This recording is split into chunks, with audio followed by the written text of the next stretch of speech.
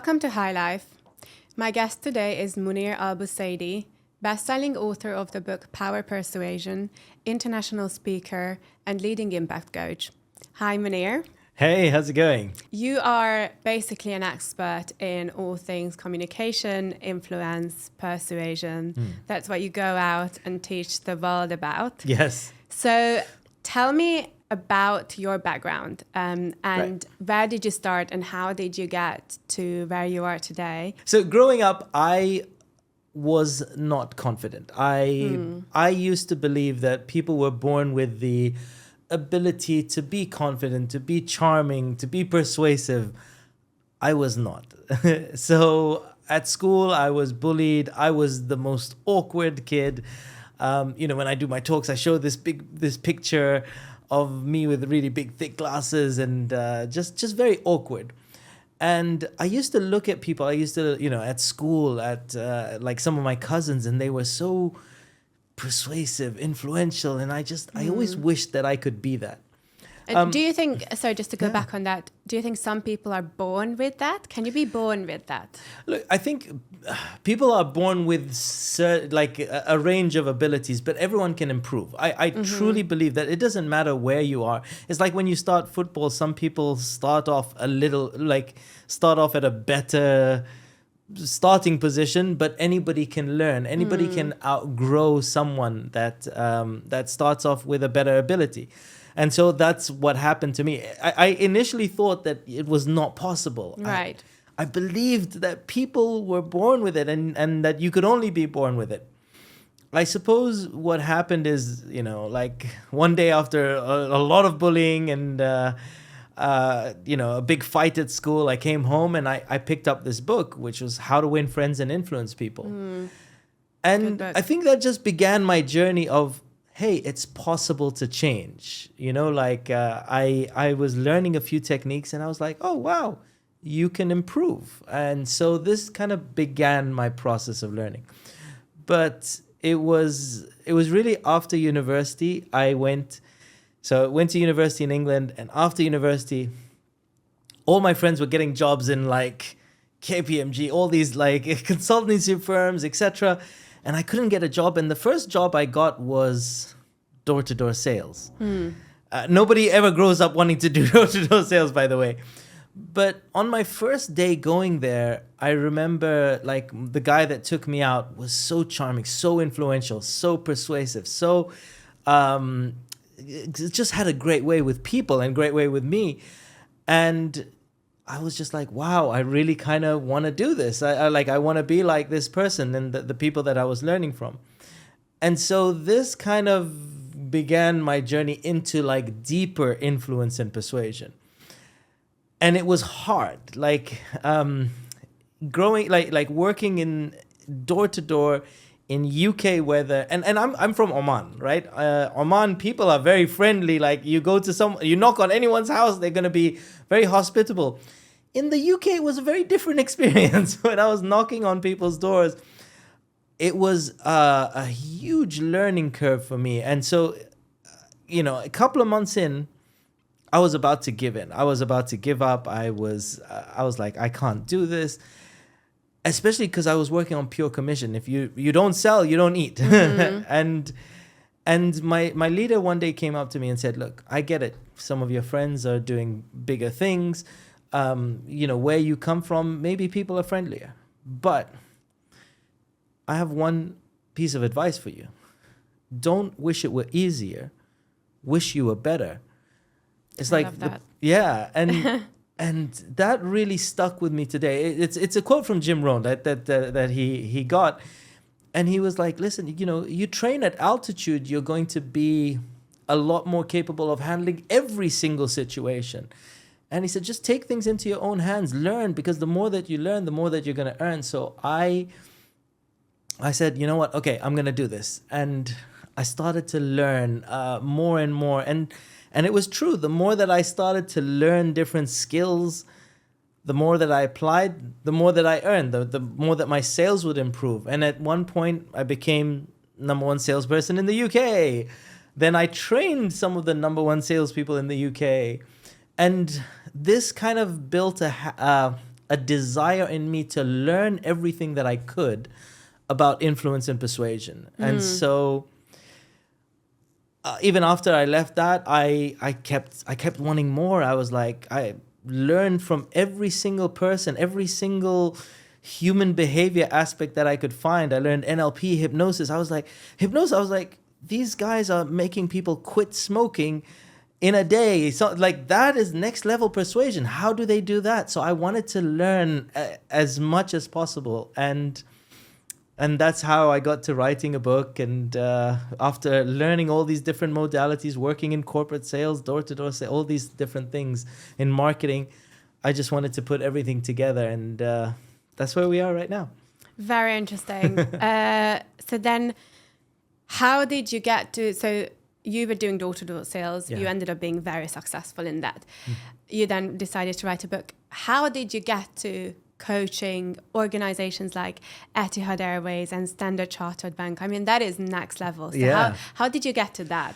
I apply a lot of what I teach. There's a lot to it, like what I teach works. And I think a lot of it is literally just going out there and just having the conversations, discovering what people's pain points are, and just following up.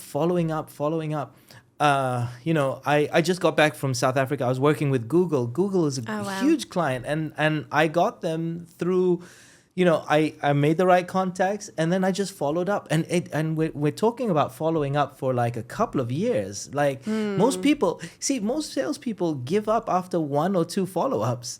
But and when I talk about following up, I'm not usually like, hey, listen, give me business. I'm usually checking in on people, because I believe that influence truly is a win-win scenario. Like, is there any way that I can help you? Like just finding out how I can help you, but also showing that I do care about you. I love helping people, and I just love having conversations where, let's see if there's any way I can help. And if there's not, I don't push anything. But if there is, I like to just stay top of mind until there is a way that I can help someone. That's a very powerful lesson for anyone in sales, or not even in sales, just looking for their next career opportunities. Yes. So you've spoken a little bit about what you think influence is, but how would you define influence? That's a beautiful question. So influence, when it comes to getting someone to say yes, and there are many different ways that you can get someone to say yes, or there's coercion, which is, let me make you do this. There's manipulation, which is, I'll trick you into doing this. But there's influence, which is, let's see how we can help each other to get you to do this. So influence, to me, is a win-win approach. It's where, how can I help you win and me win? Like how can we all win so that we win together? Because that's what business, any transaction is a win-win. You give something that someone wants, they give you something that you want. That's an exchange of value. And finding ways to create a win-win. And a lot of influence comes down to understanding people at another level so that you can find out how you can create that win-win. Even when things are not as equal as you'd like. I give an example of when people negotiate, right? Like they think of, okay, I have one orange. You want you want the whole orange, I want the whole orange. And most people say, okay, we'll split it in half. But if I ask you, what do you need that orange for? And you're like, I need the juice of the orange. And I'm thinking, I need the whole peel of the orange. Now I can give you everything that you want, and I can take everything that I want. In order to get to that, you need to understand people better. You got to have a desire to find out, how can I help you truly get what you want? And in a way that also allows me to get to succeed as well. And that's influence, win-win. Because it's a lot of salespeople are thinking of, I need to get the sales. I need to get the sale at the expense of the other person. Like, I need to sell this property. I won't tell them everything, but But really, if you just ask the right question, which is what is the top priority for you, this, that, and then you can find a way to match what you have to what they have. And that's influence is that realm of win-win. You talk a lot about the concept you are just one conversation away from getting the biggest sale of your life, getting your next job, getting your husband or wife to agree to something that you want them to agree to. So tell me a little bit more about that concept. I truly believe everyone is one conversation away from their life transforming, right? One conversation away from making the biggest deal of your life or going home to pot noodles. One conversation away from being hired into the most amazing job or being fired. One conversation away from getting that most amazing partner in the world, let's say romantically, or being divorced. Like sometimes it can just take one conversation. And the key to this conversation going well is understanding the science of influence and persuasion. I like to give this analogy. At the 100-meter race at the last Olympics, there was one number that stood out, 0.03 seconds. This was the difference between first place, the first place winner. And what does first place get? First place gets gold, fame, fortune, pride of a country, endorsements, pride of a family. But what does fourth place get? Nothing. Zilch, nada, zero. And you see, the difference between everything and nothing can come down to 0.03 seconds. When it comes to influence and persuasion, I promise you that sometimes there's this little thing that you could do sometimes. Now, it's not always the same thing. Otherwise, I would make it easy. But sometimes I've seen people just mention the right quote or the right motivation or the right word that someone had brought up a little bit earlier.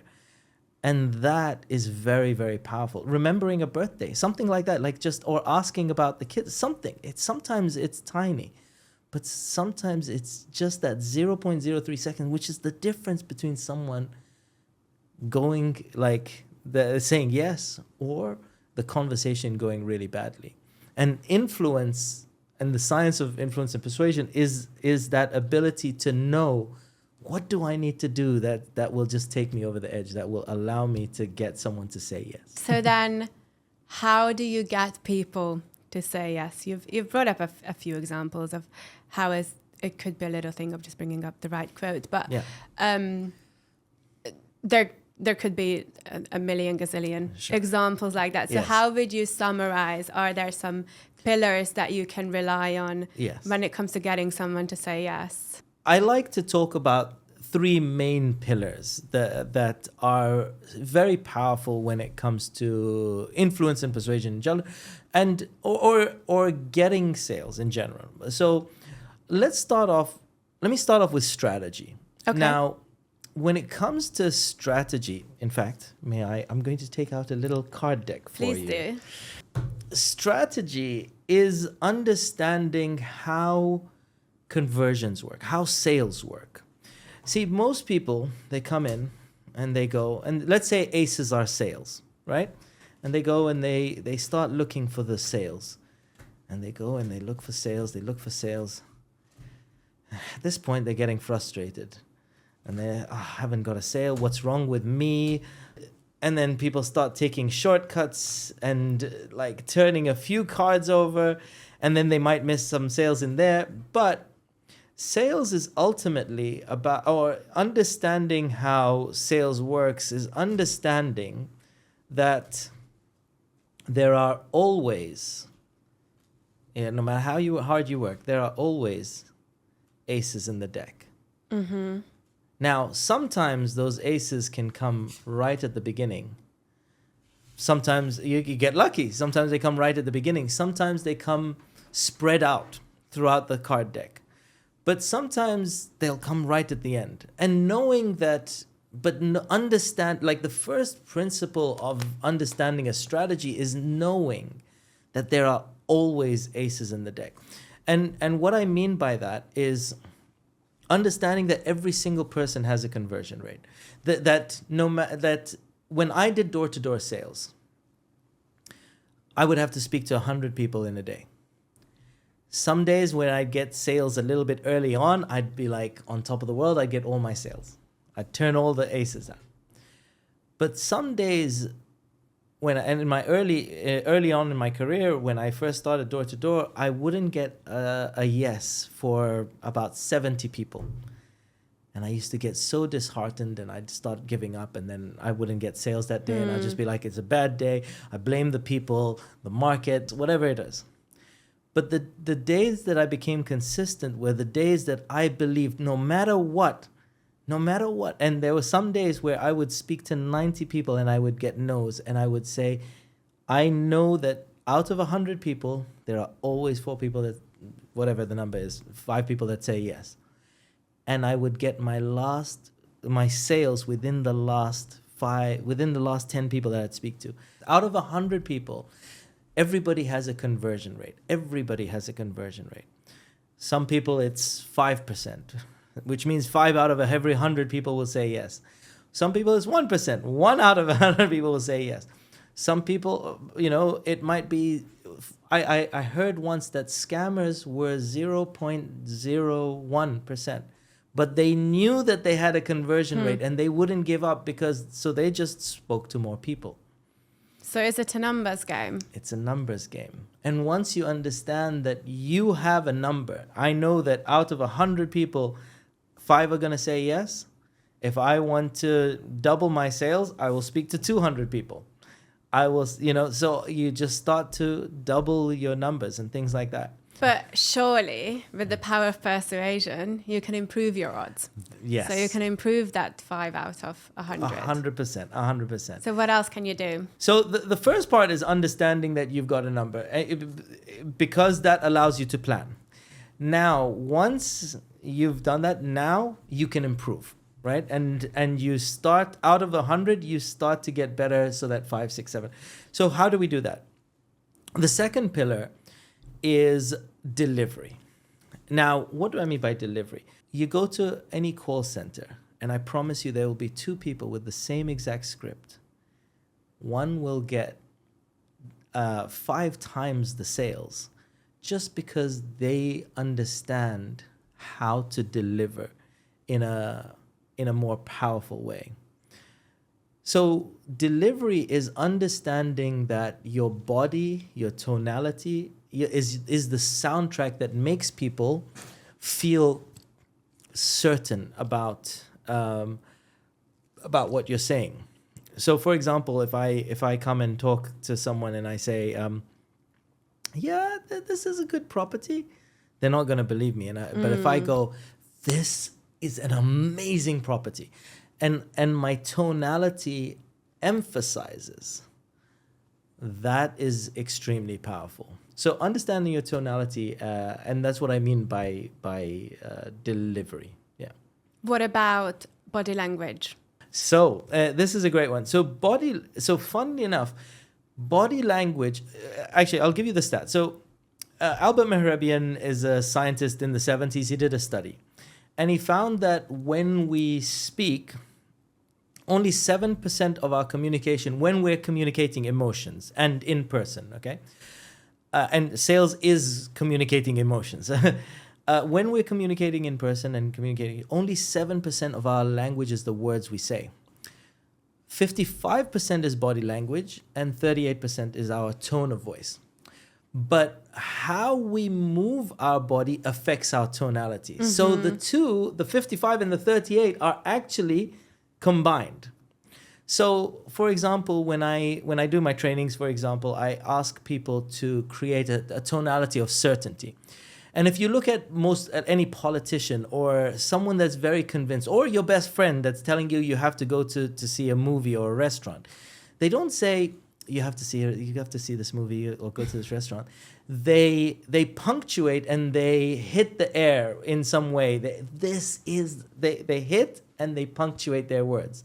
This restaurant is amazing, or this movie is amazing, or you have to do that. Or politicians will say, this needs to happen, and they're punctuating. So they're hitting something, or the air, and punctuating. So how we move our body affects our tonality. So the coolest aspect of this is your body language affects your tonality. So learning what you do when you are persuading your friends, like when you are very persuasive with your friends and you're saying, oh my god, this restaurant's amazing, start to notice what your body language is doing and start to bring that into sales conversation. Because sometimes we try and wear this mask of like, I have to be prim and proper. But if you do what you do when you're convincing someone, or when you really are convincing your friend, or you're really passionate and you really think this is a good idea, you do that there, your tonality and your body language will follow. And that will get people really interested. And so that's I think the key to delivery. The third pillar is the psychology and understanding how the human brain works and why people do what they do and how language affects that. Or not just language, but the concepts that you present affect that. I'll give you a quick example. In Harvard University, again in the 70s, they did a study. Back in those days, everyone goes to the library. There's no internet, so everyone's going to the library for information. And books don't have a print function, so everyone's in line at the photocopy machine. So they used to have long lines for the photocopy machines. And they got 3 groups of people. So the first group of people went to the front of the line, try to get wasta, as we call it in the Middle East. You go to the front of the line and try to cut in. And so the first group of people go to the front of the line and they say, excuse me, can I cut in the line because I'm in a hurry? So about 94% of those people were successful cutting in the line, right? And what we call this, we call this was a good excuse. So they said, can I cut in the line because I am in a hurry, I have to go somewhere. They got another group of people to just go to the line and just front of the line and say, excuse me, can I cut in the line? No excuse, just, hey, can I cut in the line? Funnily enough, about 63% of those people were successful. Okay? They got a third group of people, go to the front of the line, and they say, excuse me, can I cut in the line because I have to make photocopies? Everyone in this whole line is there to make photocopies. So what we call this was a bad excuse, right? And 93%, so good excuse was 94%. But no excuse was 63%. So 93% of people were successful when they had a bad excuse. Like, excuse me, can I cut in the line because I have to make photocopies? That is very surprising. I know. Nobody ever gets this. And so what's the psychology behind this? Why is that? Our brain loves reasons. So as soon as you say the word because, and especially when this was a low ask request, it was like 3 pages or something like that.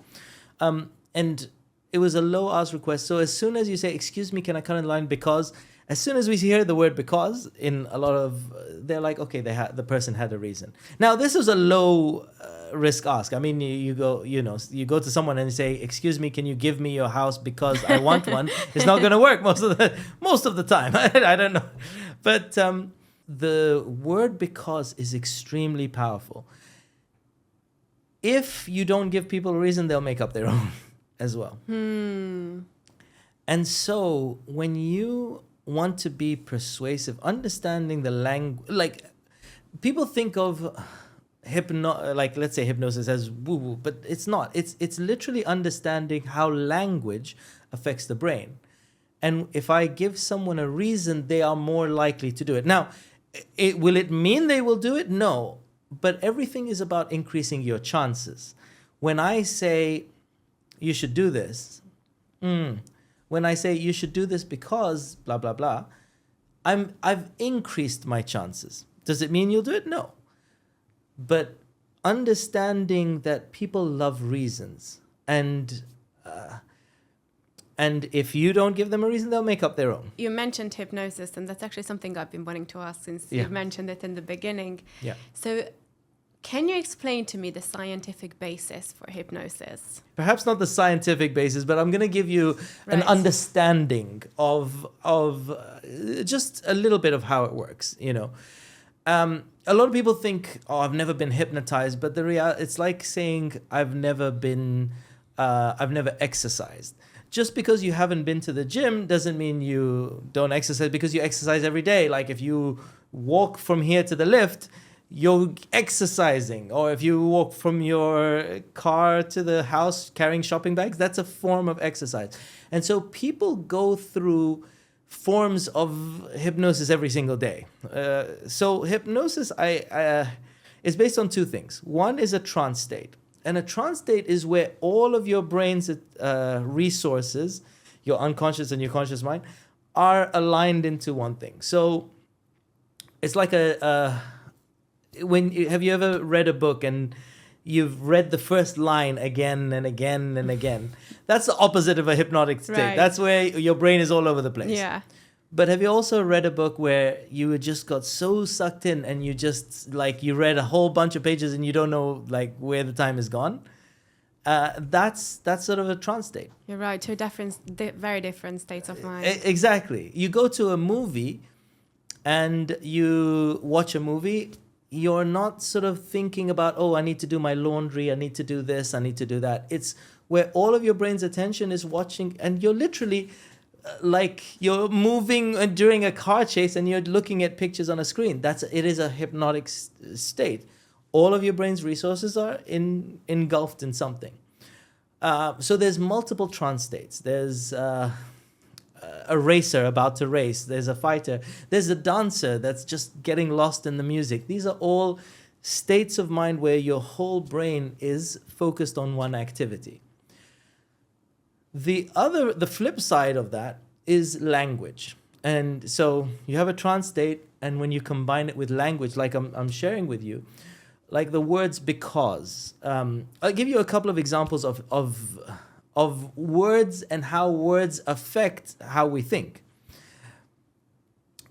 I ask a lot of people that have partners, and I say, if your partner came to you and said, you know what, I love you, but...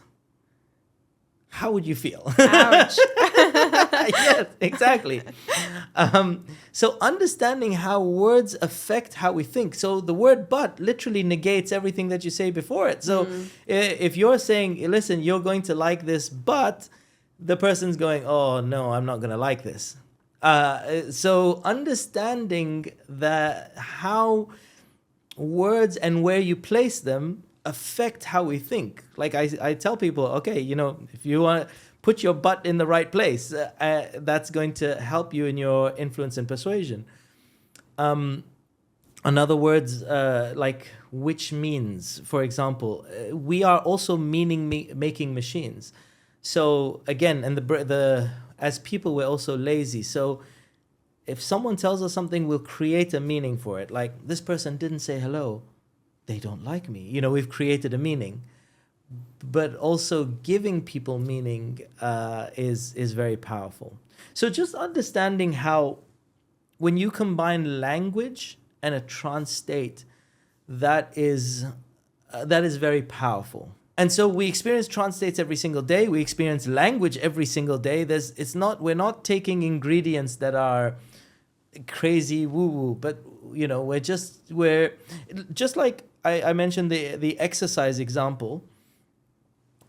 I could take you to a gym class, and I can give you an exerted amount of effort. So, you work a lot harder in a shorter space of time for a bigger result.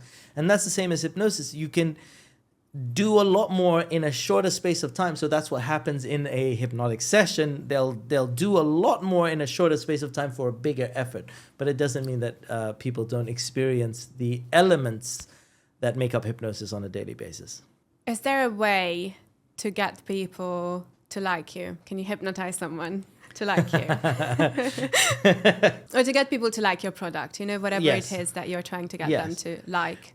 So I'll share with you how you can use language that to win people over or to get people to like your product, for example.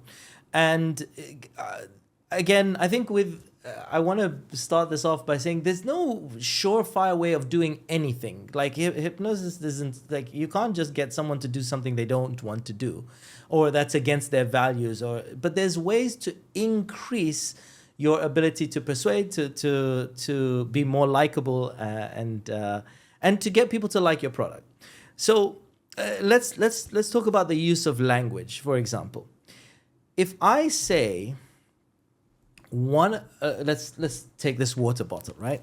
And I say, one of the things that you're truly going to love about this is, what I'm saying is that there are a lot of things that you're going to love about it, and I'm only going to tell you one, right? So this is already a bit of a language pattern.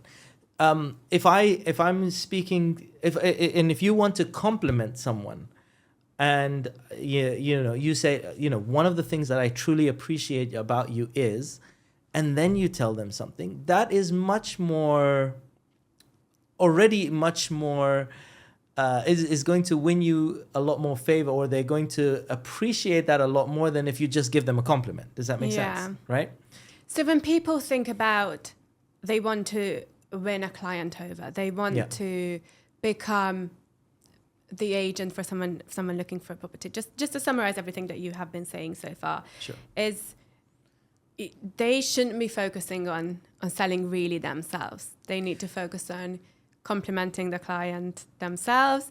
They need to focus on telling them what's in it for them. So it really is about the other person, isn't it? 100%. And I think I want to just touch on this because this is such a very powerful point. I woke up 5 months ago. About 8 months ago in Saudi. I was in Jeddah. I'd been there on a business trip. I woke up and the room was spinning. It had never happened to me before. It freaked me out. I woke up. I was literally holding on to the bed. The room was spinning. I don't know what happened. Just for about 30 seconds, and got up, spun a bit more, and then it was okay. I went to a doctor, and straight away in Saudi, I went to a doctor, and the nurse checks you and says, "What's wrong?" And I said, "I woke up, the room was spinning."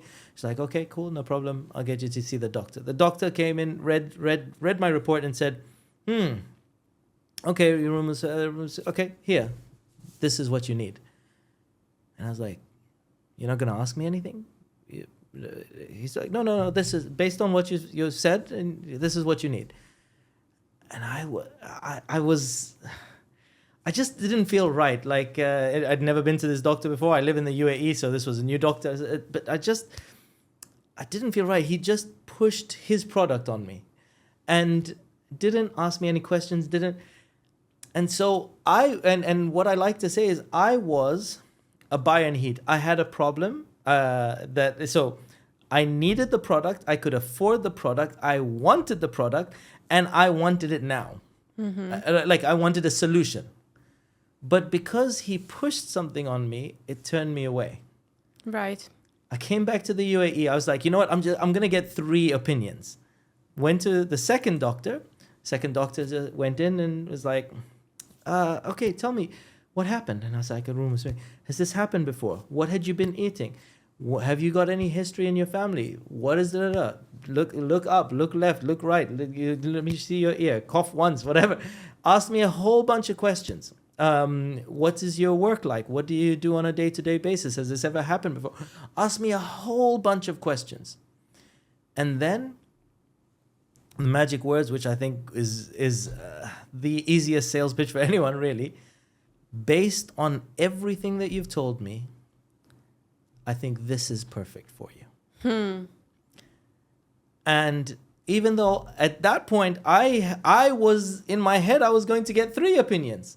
But because he asked me so many questions and he gave me something based on mine, he might have given me the exact same medicine that the first doctor prescribed.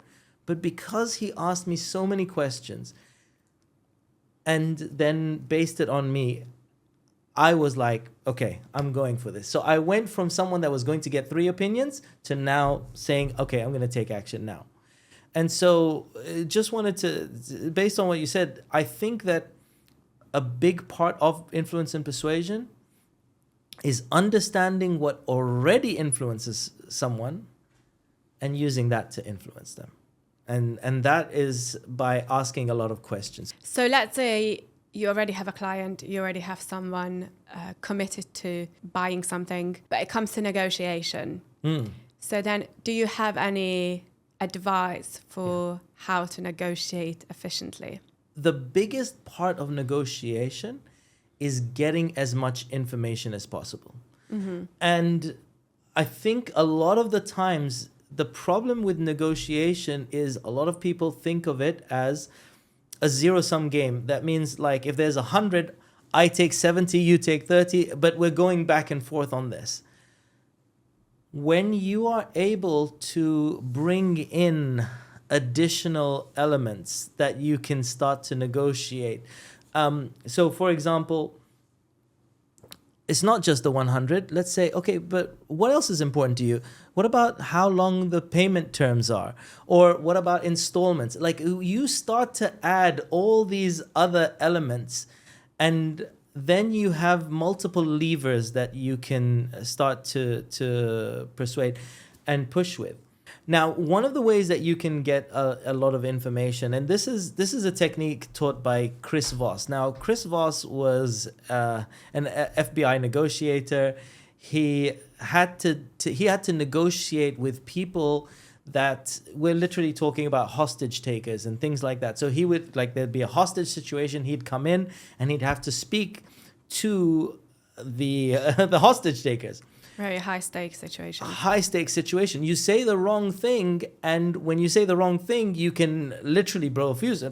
Someone's life is at stake. Now, how do you get information when someone doesn't necessarily want to answer questions?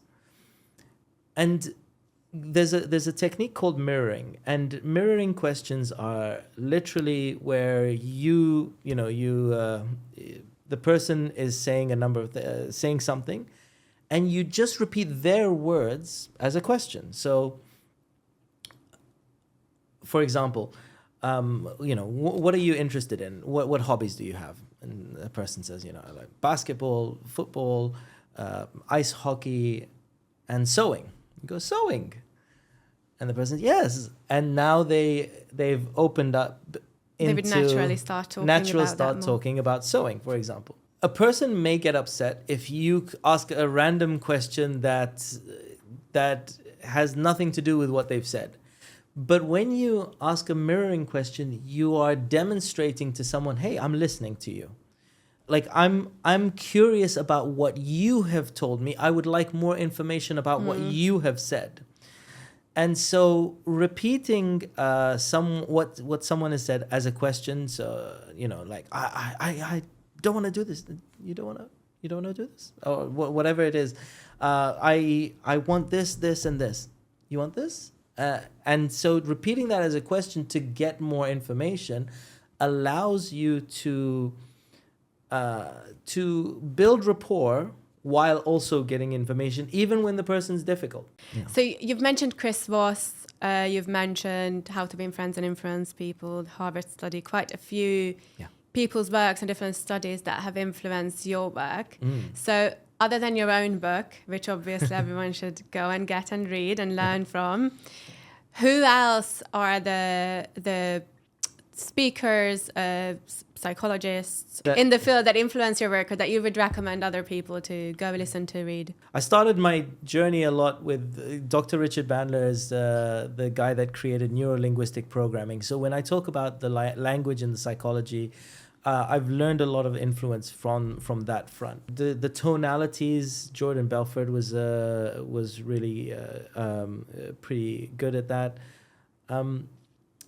So How to Win Friends and Influence People was the starting point for me, and there's a number of amazing books out there as well. Thank you so much for being here with me today. It's my absolute pleasure. Thank you so much for having me. It's been a blast. Thanks.